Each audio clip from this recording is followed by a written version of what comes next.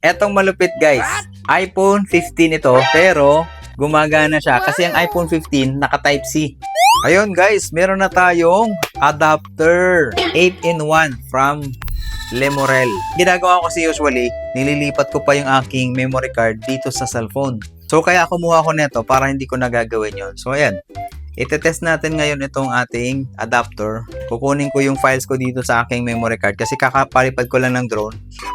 Yon. So, ang kanyang main port ay Type-C. Ayan siya. Meron siyang tatlong USB port ang bongga. Ito yung nagustuhan ko kasi meron siyang slot for micro SD tsaka yung adapter niya. Tapos, meron pa siya dito dalawang Type-C port. At hindi pa yon, meron pa siyang HDMI port, di ba? Ang bongga. So, 1, 2, 3, 4, 5, 6, 7, 8. Meron ako dito internal storage. Meron akong SD card. Tapos, meron akong USB 1.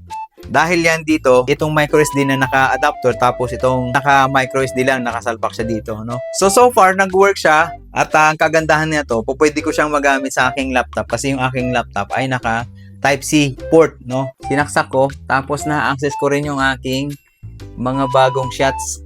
Yung akin, yung iPhone 11, hindi siya pwede kasi lightning port siya, so hindi siya pwede dito. Unless meron kang adapter. So, hahanap pa ako ng adapter para dito sa Type-C.